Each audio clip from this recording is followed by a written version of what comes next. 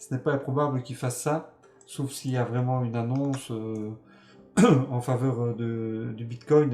Bonjour tout le monde, aujourd'hui petite mise à jour sur l'analyse du BTC. On est le 24 septembre, donc la précédente analyse, on avait vu, on attendait en fait ici deux scénarios possibles. Je tiens à vous remercier pour vos abonnements, vos commentaires, vos likes, vos partages. Un premier scénario en bleu qui disait qu'il fallait venir mitiguer l'imbalance ici en H4 avec un retour probable dans le POI avec accumulation avant une impulsion haussière, ou un scénario numéro 2 ici en jaune avec un retour dans la dimen de plus bas possible, mais là c'était pas une bonne nouvelle parce qu'on cassait le lot protégé qui était ici. Donc actuellement on est dans le scénario 1, donc je peux virer ici le scénario 2 pour l'instant. On est toujours en tendance haussière tant que ce bas n'est pas cassé en 1 heure. Donc ça, le 2, on peut le supprimer également. On va regarder donc ici le POI H4, il n'y en a plus. L'imbalance H4, il n'y en a plus non plus. Ici l'imbalance qui était en H4, parce que là on est en daily, donc je vais aller en H4. Il y avait de l'imbalance ici qui était entre cette mèche et cette mèche, qui a été mitigué par le cours qui est revenu dedans ici. Le POI, c'est-à-dire l'order block qui se trouve au-dessus de l'imbalance en H4, a été fermé par le cours ici. Là, on a un order block en 4 heures, le dernier buy avant le sell qui a été fermé par le cours qui est revenu dedans là. Actuellement, on a l'order block ici en 4 heures, donc le dernier buy avant le sell qui a été fermé en partie par ces bougies et cette mèche qui est venue jusque là. Donc qu'est-ce qui reste actuellement? Il reste ça en order block, mais il a été fermé en partie, donc on ne peut pas laisser vraiment cette partie là. Il faudrait aller voir en time frame plus petite pour voir si éventuellement on peut aller en 1 heure en H1, voir s'il y a des... Ouais, non, il n'y a pas grand chose. Je dirais qu'en H1 il y aurait ceci. Voilà, ça ce sera un order block H1, donc on va le changer en H1, order block H1. Voilà, donc on est revenu dedans quand même, donc fatalement il a été fermé en partie, donc je dirais que il n'a plus lieu d'être non plus. Donc on pourrait aller voir peut-être en 10 minutes pour voir, pour raffiner la zone. Alors en 10 minutes, voilà, en 10 minutes, on est sur cet order block là. Voilà, ça c'est un order block 10 minutes parce que c'est le dernier buy avant le sell. Et là, on n'est pas revenu dedans. Donc là, order block 10 minutes. Donc ceci c'est beaucoup moins pertinent évidemment qu'un order block de H1, H4 ou daily. Donc je vais me remettre en H1 et on va voir ce qu'on peut encore détecter ici. Alors donc il y a de l'imbalance là au-dessus. Il y a encore de l'order block, un petit order block H1 à ce niveau-là. On va pas laisser les deux parce qu'apparemment je l'avais doublé sans le faire exprès. Il y a encore ici une supply avec de l'imbalance à ce niveau-là, un order block à ce niveau-là. Voilà, et là il doit y avoir un petit peu d'imbalance que j'ai dû... Ah, ça doit être de l'imbalance mais en plus petit time frame. Donc là on attend quoi? On attend de revenir, parce que là qu'est-ce qu'on voit? On voit que là il y a en fait 2 niveaux, même 3 niveaux assez pertinents qui ont été créés par le Composite-Man, et en fait ça c'est de l'Inducement. Donc l'Inducement, allez voir la vidéo sur l'Inducement, vous allez comprendre en fait que ça agit comme un aspirateur, parce que le Composite-Man c'est très bien qu'il y a énormément de liquidité ici au dessus. Pourquoi? Parce que tous les traders mettent leur stop là au dessus. Donc on va prendre ici $. Vous voyez là il y a énormément de liquidité à ce niveau aussi, un peu plus là. Pourquoi? Parce que les traders mettent ici un ordre de vente pourquoi ça m'a inversé ça. Voilà, là, on va prendre, oh, je l'ai mis là. Donc ils mettent un ordre de vente, voilà, comme ceci. Là, ils sont dans le trade à peu près peut-être là, et ils ont pris à la vente là, ils mettent leur stop là, et ils mettent leur TP plus bas. Donc s'ils mettent le TP par exemple, ici en dessous, bien ceux-ci, s'ils n'ont pas pris de profit, il y a toujours toute la liquidité qui est là. D'accord? Alors, on peut voir quoi? On peut voir que là, pareillement, ceux qui ont vendu le marché à ce niveau-là, ils ont mis leur stop là. S'ils ont mis des plus bas, s'ils sont mis par exemple en daily, et qui veulent aller chercher des plus bas jusque là, ben, ils ont tous leur stop là au-dessus de cette belle résistance que je vous ai montré là, ici. Surtout ceux-ci, parce qu'ils voient plusieurs points de contact là, donc surtout ceux-ci. Et s'ils n'ont pas pris de profit pendant toute la descente, là ils sont toujours en cours de gain. Pourquoi? Parce qu'en fait, vous voyez, donc tous ceux-ci, ils sont en gain parce que le cours il est là. Donc, ils sont en gain jusque là.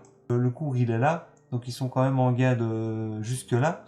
Mais s'ils n'ont pas pris de profit des partiels jusque là, ben, le cours s'est retourné, ils sont toujours en profit, mais ils ont un manque qui n'ont pas récupéré en sortant leur gain. Et si le cours va chercher le plus bas ici, à ce moment-là, ils auront vraiment fait un très très beau trade, mais le composite man sait très bien que les stops sont là-haut. Donc qu'est-ce qu'il va faire? Il y a énormément de probabilités qu'ils reviennent chercher toute cette liquidité-là. Donc c'est pour ça qu'en 1 heure, on attend des plus hauts jusque, je vais supprimer ceci, jusque la zone d'inducement qui est ici surtout marquée en 4 heures. Vous voyez, 1, 2, 3 points de contact. Donc toute la liquidité se trouve là au-dessus, plus la liquidité qui se trouve aussi également au-dessus de ces equal high ici. Vous avez les equal high, donc de nouveau il y a l'inducement.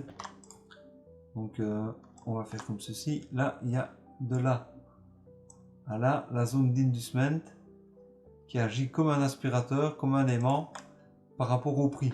Donc le prix n'est pas revenu dessus, il reviendra dessus, rechercher toute la liquidité qu'il y a à ce niveau-là. Là et là, il y a de la liquidité. D'accord? Plus tout ce qui est là au-dessus. Bien entendu, il y avait de la liquidité ici aussi qui a été récupérée par cette grande mèche ici de l'accumulation avant la reprise haussière qui est ici. Donc là, on va voir maintenant ce qui pourrait se passer un peu plus bas en 1 heure. Donc on a ici, il n'y a pas d'imbalance. Là, il y en a un tout petit peu de là à là qui a été fermé par cette petite mèche-ci. Là, il y avait de l'imbalance ici qui a été fermé par cette grande mèche-là. Là, il n'y a quasiment pas d'imbalance. Il y en a vraiment très peu. Là, il y en avait, ça a été fermé par ceci. Là, il y en avait beaucoup, ça a été fermé par tout ça. Alors là, il y en a un tout petit peu. Donc, on peut le répertorier. Désolé, je suis un peu enroué. Alors, imbalance ici. On est en H4. Donc, imbalance H4. Voilà. Voyons voir. Là, il y en a encore un tout petit peu ici, mais bon, c'est très peu. Il y en avait énormément. Non, cette mèche-là est montée, donc il y en a qu'un tout petit peu ici.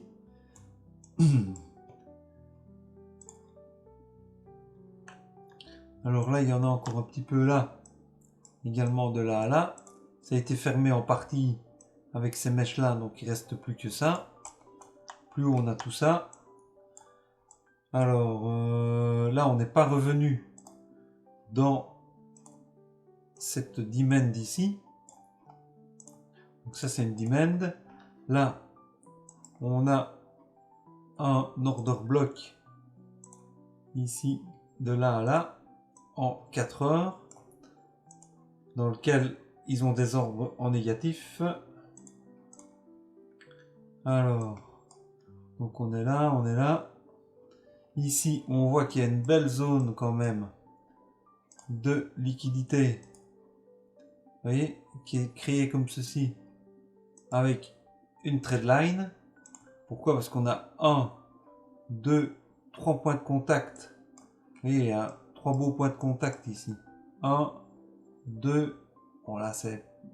Il ne touche pas, mais bon, si je monte un tout petit peu plus la trend, voilà, vous voyez, on est dessus là. Donc voilà, il y a 3 points de contact.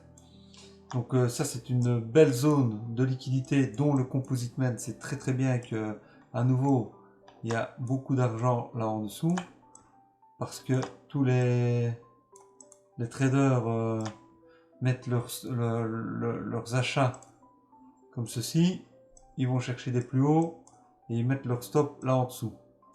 D'accord? Après il y en a, il a pris son... Donc lui il a mis...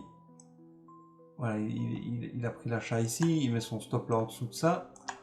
Lui, il a pris le trade à peu près là et il met son stop en dessous du dernier plus bas et ainsi de suite. Vous voyez, donc là tout en dessous, il y a tous les stops. Donc le composite man le sait très bien. Donc il y a un probable risque que le composite man vienne ici comme ceci, fermer tous ces ordres négatifs qui sont ici, mitiguer le reste de l'imbalance ici, à la limite. Donc il pourrait faire un dernier plus bas pour prendre la zone de liquidité qui est là, vous voyez, parce que là il y a comme un espèce de support pour les traders, et ensuite continuer son mouvement haussier pour aller dans cette zone là. Donc ça c'est une possibilité, je vais vous la mettre en jaune. Alors, comme ceci c'est plus propre, voilà. Et là, on va mettre... Déjà, on va placer le 1, scénario 1 ici, là, comme ça. Et on va mettre le scénario 2 actuellement ici. Donc ça, ce serait une possibilité ici en 4 heures, tant que ce plus bas n'est pas cassé. Non, on n'a pas cassé le plus haut, on n'a pas cassé ce plus haut là, donc on reste quand même sur ce plus bas là, parce qu'on n'a pas cassé le plus haut. D'accord, on est vraiment... vous voyez, là, il y a encore une belle zone. On est revenu avec cet order block là, mais ça pourrait être éventuellement une création de liquidité dans le futur s'ils reviennent juste à ras de la partie supérieure de l'order block. Ça ferait ici une création de liquidité. Bon, on n'y est pas encore puisqu'ils ne sont pas revenus dedans jusqu'au dessus. Mais ça, c'est à tenir à l'œil. Alors, qu'est-ce qu'on voit également? On voit ici un espèce de support qui est créé là, donc pour les traders retail, qui sert de création de liquidité à nouveau. Donc ça, on va mettre ça en bas. Création de liquidité, voilà, comme ceci. Donc ça, ce serait pertinent déjà pour avoir au moins le scénario jaune jusque ici. Pour au moins mitiguer l'imbalance là, voir celui-là, et ensuite pouvoir faire des plus hauts. D'accord? Mais comme il y a une demand dans laquelle on n'est pas revenu, un order block et un peu d'imbalance, ce n'est pas improbable qu'il fasse ça, sauf s'il y a vraiment une annonce en faveur du Bitcoin, là il pourrait monter directement. Donc ça c'est ce que je privilégie pour l'instant en 4 heures, donc de l'achat jusqu'au dernier plus haut qui était ici, on va se remettre, oui, qui était là, voilà. Et parce que là il y a beaucoup de liquidité, il y a la liquidité qui est ici, et plus de la liquidité qui est là également, parce qu'il y en a qui mettent leur stop là au-dessus, mais il y en a qui mettent leur stop ici au-dessus également. D'accord, au-dessus du dernier plus haut. Hein. Voilà. Parce que ils considèrent ça comme une résistance. D'accord, donc voilà. Je vous mets en plus propre, voilà, comme ceci. Scénario bleu qu'on avait interprété le 27 août à peu près. Oui, on était par là, puisque j'avais dit ça reviendra probablement mitiguer l'imbalance ici, donc ils sont revenus, mais pas totalement. Ils ont descendu à peu près, comme on avait estimé, et puis Comme j'ai effacé en début de vidéo tout l'imbalance, les order blocks, etc., on est bien revenu quand même dans la tendance qui avait été analysée au départ. Donc voilà, j'espère que cette petite mise à jour vous aura fait plaisir. N'hésitez pas de le dire dans les commentaires. Je vous dis à bientôt et n'hésitez pas de vous abonner si ce n'est pas encore fait pour ne manquer aucune prochaine analyse ou vidéo de formation gratuite que je mets dans la playlist dédiée. Je vous dis à bientôt. Merci d'avoir regardé. Ciao ciao.